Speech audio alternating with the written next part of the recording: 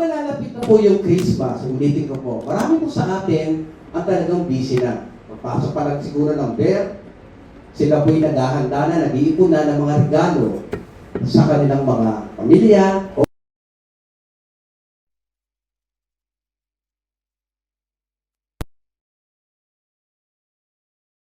Ipadadala natin sa Pilipinas, malaking gastos, pero masaya naman po, hindi ba?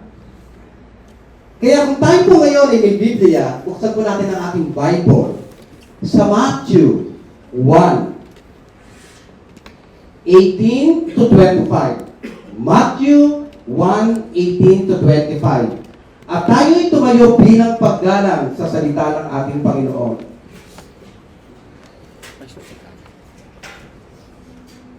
At sabay-sabay po natin basahin ang Mateo sa 18 hanggang 25. Ito ang naganap ng ipanganak si Jesucristo. Si Maria na kanyang ina at si Jose ay nakatakda ng magpakasal. Ngunit bago sila makasal, nalaman ni Maria na siya'y nagdadalang tao sa pamamagitan ng kapangyarihan ng Espiritu Santo. Subalit, dahil isang taong matuwid si Jose na kanyang mapapangasawa, ayaw nitong malagay sa lubos na kahihiyan si Maria. Binalak niyang hiwalayan si Maria ng palihim. Ngunit habang pinag-iisipan ito ni Jose, nagpakita sa kanya sa panaginip ang isang anghel ng Panginoon. Sinabi nito sa kanya,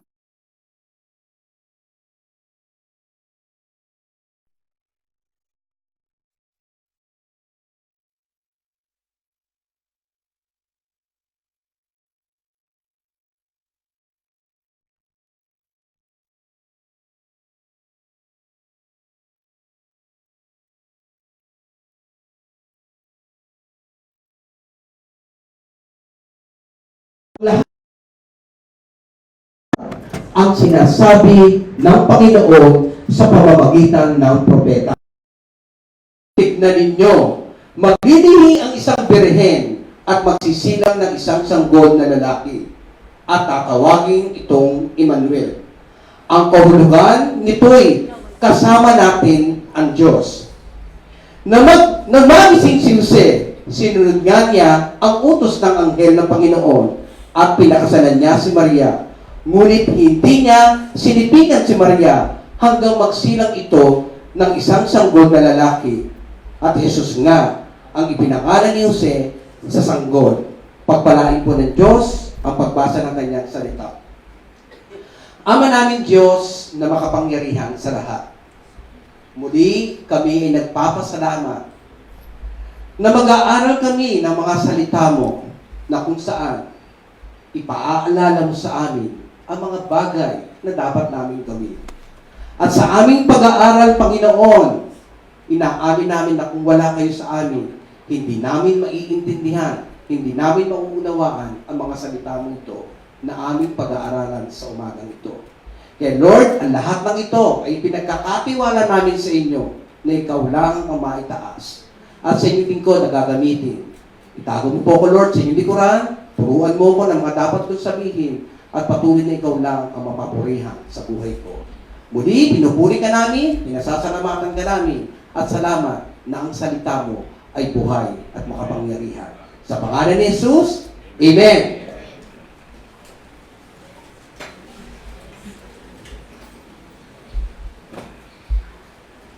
Ilan sa mga characters sa Bible ang sinabihan ng anghel ng Panginoon na huwag kang matakot? Si Zacarias, si Maria, yung mga shepherds, at si Joseph. Ang sabi ng anghel kay Zacarias, huwag kang matakot, Zacarias. Dininig na ng Diyos ang iyong panalangin. Kayo ni Elizabeth ay magkakaanak.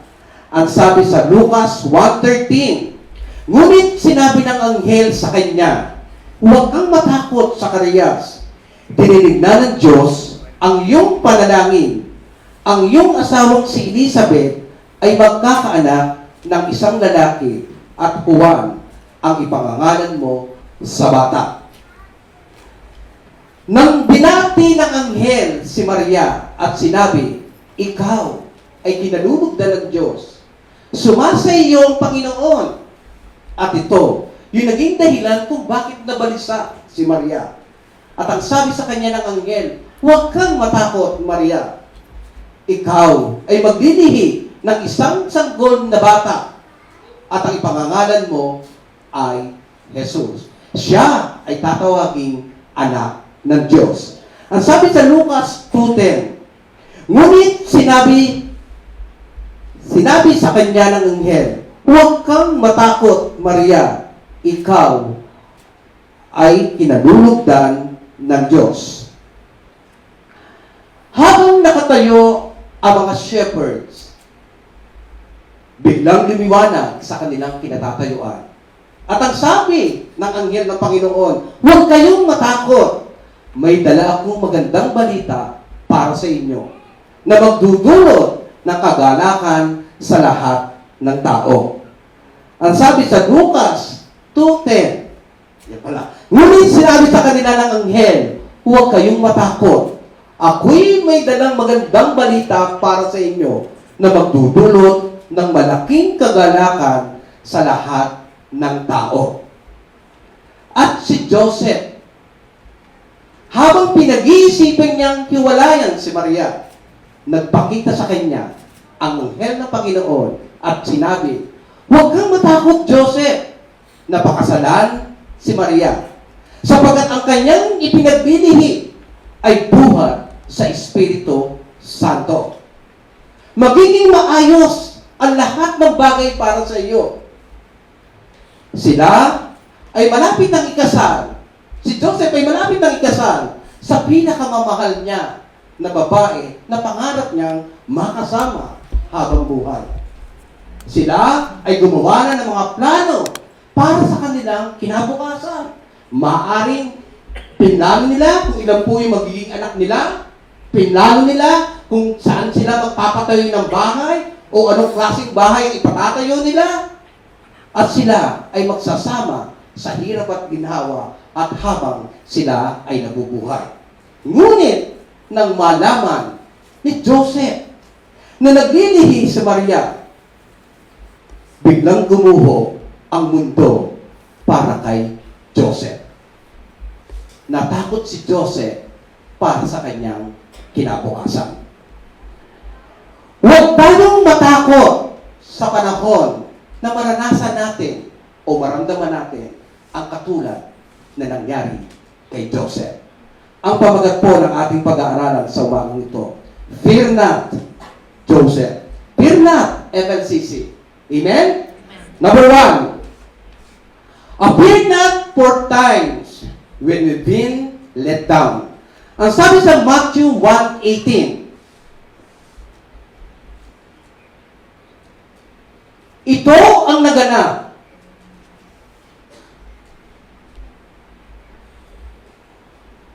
Ito ang naganap ng ipanganak si Jesucristo. Si Maria na kanyang ina at si Jose ay nagtakda ng magpakasal. Ngunit, bago sila makasal, nalaman ni Maria na siya'y nagdadalang tao sa pamamagitan ng Espiritu Santo. Bago sila ikasal, nalaman ni Jose na si Maria ay nagdadalang tao. Nang malaman ito ni Jose, siya ay nag-conclude na, nagbigay ng paratang na si Maria ay isang masamang babae. Maraming beses na tayo ay nagkakamali sa ating mga konklusyon, sa ating mga hinala, at nagbibigay tayo ng mga paratang kahit hindi po natin alam kung ano ang katotohanan. Nagkakamali tayo sa ating mga conclusion dahil hindi natin alam kung ano yung mga pananaw ng ibang mga tao.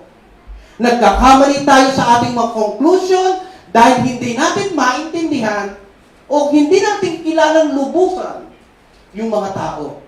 Nagkakamali tayo sa ating mga conclusion dahil ito po yung nag-uudyok upang gawin natin. At nagkakamali tayo sa ating mga conclusion dahil meron tayong inggit at galit sa ibang tao. Ganyan po ba tayo doon?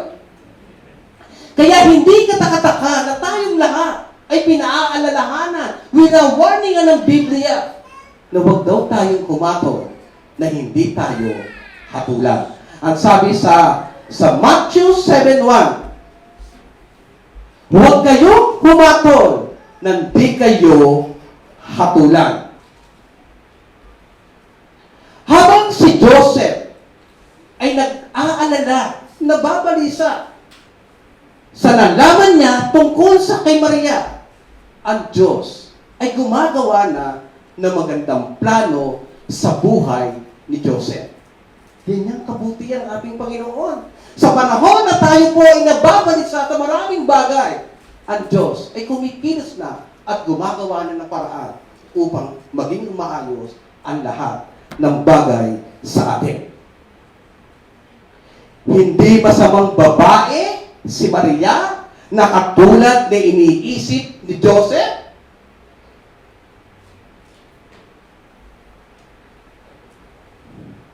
At sabi namin, hindi masamang babae si Maria sapagkat siya ang pinili ng Diyos para magsilang ng isang sanggol na lalaki na kung saan tatawagin Emmanuel, kung saan kasama natin ang Diyos. Ang sabi sa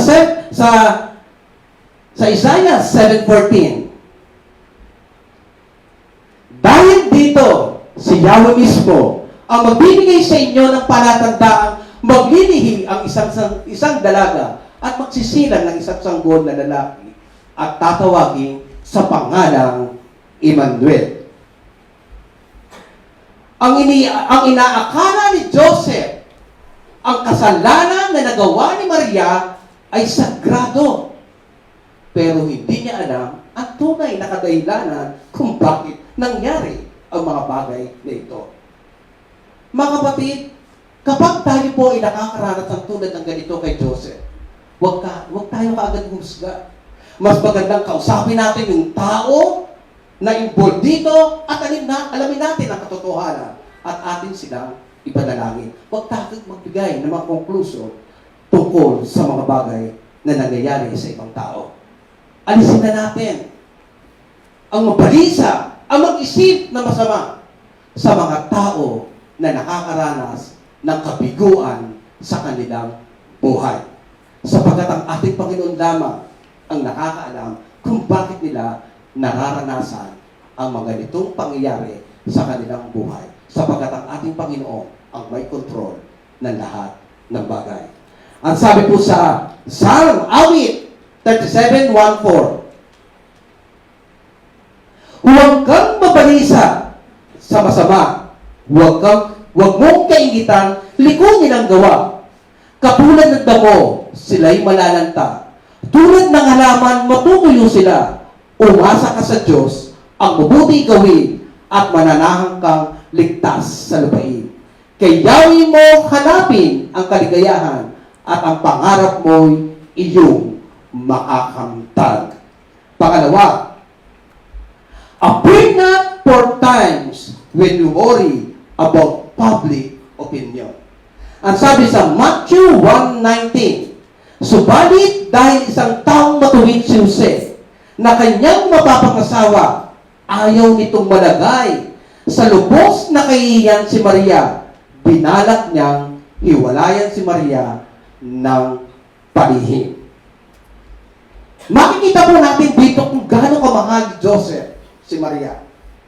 Ayaw niya, sabi ito, ayaw nitong malagay sa lubos na kahihiyan at maging public example si Maria sa kasalanan nito.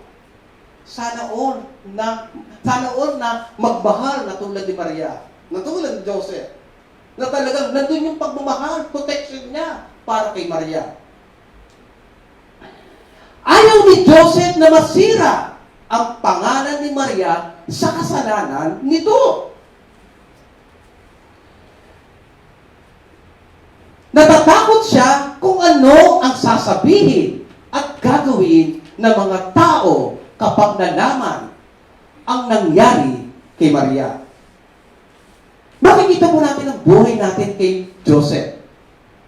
Lagi po natin iniisip, natatakot kung ano ang sasabihin ng mga tao kapag may mga nangyayari sa buhay natin o kahit sa ating mga mahal sa buhay. Hinahayaan ni Joseph na tanggapin ang mga opinyon ng ibang tao para sa kanyang kinabukasan. Mga kapatid, ang ating responsibility ay gawin ang ipinagagawa ng Diyos sa ating lahat. Minsan, ito po yung nagiging hadlang upang tayo po ay hindi makapagpatuloy sa ating mga gawain ang pagkatakot sa sasabihin at opinyon ng mga taong nakapaligid sa atin. Dahil ang nais nating gusto lagi ay i-please yung mga taong nakapaligid sa atin. Kaya lagi sila nating inaalala kung ano yung mga dapat nating gawin. Pag-iisipan po natin, gagawin ko ba to? Ano yung sasabihin ng kamag-anak ko kapag nakita na ako ay nagsishare ng mabuting balita ng Diyos? Mga kapatid, ang pagkatakot sa opinyon o sasabihin ng mga tao ang nagiging hadlang upang tayo ay mapalayo sa ating Panginoon. Kasi ang gusto natin, lagi tayong napapapurihan, lagi tayong magaling sa mga tao. Mas maganda mga kapatid, sa lahat ng ating gagawin, ang Diyos ang ating napiplease, ang Diyos ang ating napapapurihan. Amen?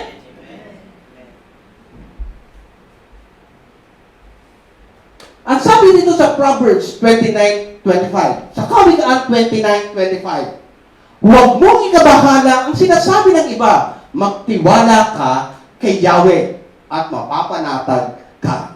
Napakagandang ilagay sa ating mga puso ang salitang ito ng Panginoon. Huwag mong ikabahala ang sinasabi ng iba. Magtiwala ka kay Yahweh at patuloy tayong makakapamuhay na may kapayapaan sa ating buhay. Kaya tayong lahat na lumalakad na ang sentro ay kalooban ng Diyos, hindi tayo dapat matakot sa opinyon o sasabihin o gagawin ng mga taong nakapaligid sa atin. Ang katakutan natin, mga kapatid, kapag ang Panginoon ang nagalit sa atin dahil hindi natin ginagawa ang kanyang sinasabi. Gusto po ba natin yon? Di ba ayaw po natin lahat? Ang nais natin na laging napapatawa natin ng ating Panginoon sa lahat ng ating ginagawa. Kaya huwag tayong matakot. Gawin natin kung ano yung ipinagagawa sa atin ng Panginoon. Kung sinabihan ka ng Panginoon na pumunta ka sa Africa para mag-mission, gawin po natin yon. Dahil na yung gusto niya. Natatakot man tayo, pero gagawin natin. Dahil ang Panginoon ay nagsabi. At kapag sinabi ng Panginoon, may kalakip na pangako sa ating lahat. At kapag sinabi ng Panginoon na ibigay nyo ng buong iyong apo, gawin po natin yan. Dahil may kalakip na pangako sa bawat pagsunod na ginagawa natin sa ating Panginoon. Ang sabi ng Panginoon, ibubuhos niya ang mataganang pagpapala. Mga kapatid, natatakot ba tayo na i-surrender ang ating buhay sa ating Panginoon? Dahil natatakot tayo sa sasabihin o magiging reaksyon ng mga taong nakapaligid sa atin. Pangatlo, fear not for times of mental anguish. Diba? Ang hirap nun na nangyari kay Joseph. Ang sabi sa Matthew 1:20, ngunit habang pinag-iisipan ni Jose, nagpakita sa kanya sa panaginip ang isang anghel ng Panginoon. Sinabi nito sa kanya, Jose, anak ni David, huwag kang matakot na pakasalan si Maria, sapagkat ang sanggol na dinadala niya ay mula sa Espiritu Santo. Ang sabi nito, habang pinag-iisipan ni Jose, nagpakita sa kanya ang anghel ng Panginoon. At ang mga bagay na ito na nangyari kay Maria ay hindi mawala-wala sa isipan ni Joseph. Kung ano ba talaga yung magiging desisyon niya na gagawin para sa kanyang minamahal na kasintahan. Isipin po natin, kung tayo po nasa kalagayan ni Joseph sa panahon na yun, yung kanyang matinding problema sa pag-iisip, siguro that time, litong-lito talaga si Joseph. Hindi siya makakain. Hindi siya makatulog. Siguro pag nilapitan mo si Joseph that time, baka kamunin ka ng away. Buti na lang hindi naisip ni Joseph na magpakamatay. Ewan ko kung hindi ko po nabasa dito, maaaring naisip din po niya na magpakamatay naman that time. Meron po akong naalalang kwento nung kapag po'y nakatira dyan sa Marush. Yun po yung nasunod namin bahay. Meron po kami natapat na plot. At pagbukas po namin ng pinto, kasama ko po yung anak ko doon, maliit pa lang, 20 years old na siya. May nakita po kami, nagpakamatay, nagbigti sa kanyang sarili. Ang dahilan daw, dahil sa kanyang kasintahan. Kasintahan ba o asawa? Ito po yung pwedeng mangyari sa panahon na tayo ay naguguluhan sa ating pag-iisip. Pero yung kabalisahan ni Joseph ay wala namang sapat na ebidensya, walang matibay na basihan kung bakit niya pinag-iisipan ng hindi maganda ang kanyang minamahal. Hindi naman niya nilapitan. Hindi niya kinausap. Bakit nangyari sa inyo mga bagay na yan?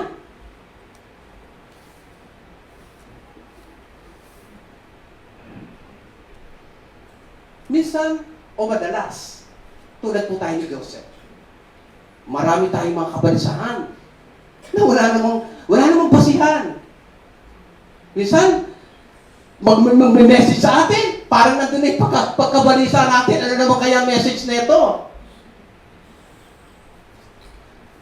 Iniisip ni Joseph o inaakala ni Jose na ang kasalanan na nagawa ni Maria ay magdadala ng kamatayan. Ito pala ay magdudulot ng kaligtasan. Iniisip ni Joseph na ang pangalan ni Maria ay masisira dahil sa kasalanan na ginawa nito. Ngunit, ang dulot pala nito ay kung saan ito ang magbibigay ng kaligtasan o pagpapatawad sa lahat ng mga makasalanan. Iniisip ni Jose na ang pangalan ng kanyang kasintahang Maria ay masisira at kung ano ang sasabihin ng mga taong nakapaligid sa kanya na si Maria ay isang masamang babae. Ngunit ang dulot pala nito ay kung saan si Maria ay tumanggap ng lubos na biyaya mula sa Diyos. At tatawagin si Maria na pinagpala. Makatid minsan, yung mga nararanasan ng ibang tao at hindi naman natin alam, huwag na natin pakialaman. Dahil hindi natin alam kung ano yung purpose o layunin ng bawat pangyayari sa buhay natin. Ibigay na natin lahat yan sa Panginoon. Huwag natin sakupin. Ang magiging parte lamang natin sa mga nangyayari sa buhay ng ibang tao ay ang pananalangin. Huwag na natin pakialaman yan dahil ang Diyos lamang nakakaalam kung ano yung kadahilanan kung bakit inaalaw sa mga tao ang mga ganitong pangyayari. Marami madalas na ang pagkatakot sa ating mga buhay ay wala namang kadahilanan. Wala namang reason, wala tayong ebidensya, walang katotohanan, haka-haka, hinala lamang. Kaya sa umagang ito, mga kapatid, ano man yung mga pagkatakot na meron tayo ngayon? Alisin na natin lahat. Palitan natin ng pagtitiwala at pananampalataya sa ating Panginoon. Amen?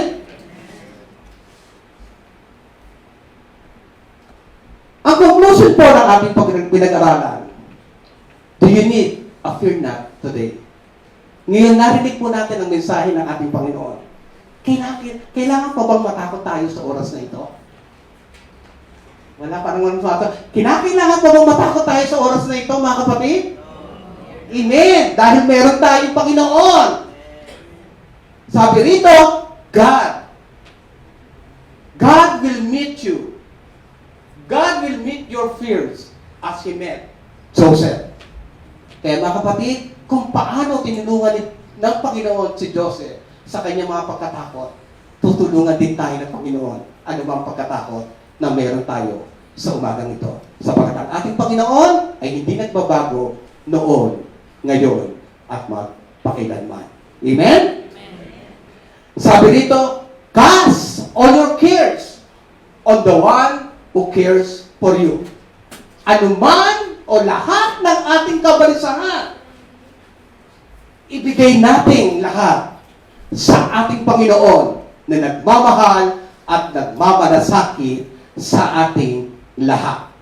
Ang sabi sa 1 Peter 5:7, ipagkatiwala ninyo sa Kanya ang inyong mga alalahanin sa buhay, sapagkat siya ay nagmamalasakit sa ating lahat. Mga kapatid, sa ating paglabas sa pintong ito, iwanan na po natin ang lahat ng ating kabalisahan upang tayo ay makakapamuhay na mapayapa at panatag. Dakilang Diyos na makapangyarihan sa lahat. Salamat ng marami na muli mong ipinaalala sa amin yung mga bagay na dapat naming gawin, Panginoon. Salamat, Panginoon, na nalaman namin, Panginoon, na sa panahon na mayroon kaming mga pagkatakot, tutulungan mo kami upang mawala ang lahat ng mga pagkatakot nito sa aming mga buhay. Lord, patuloy ko rin dalangin, Panginoon, anuman ang ipinagagawa mo sa bawat isa sa amin. Alisin namin ang aming mga pagkatakot kung ano ang sasabihin ng mga taong nakapaligid sa amin, Panginoon. Sapagkat ang aming responsibility, Panginoon, sa inyo ay gawin ang ipinagagawa mo sa amin. At kapag ginawa namin ang mga bagay na ito, patuloy namin mapapanghawakan ang mga pangako mo. Hindi mo kami iiwan, hindi mo kami pababayaan. Kaya maraming salamat po na ikaw na aming Diyos ay hindi nagbabago noon, ngayon at pagpakailanman. Sa pangalan ni Jesus, Amen.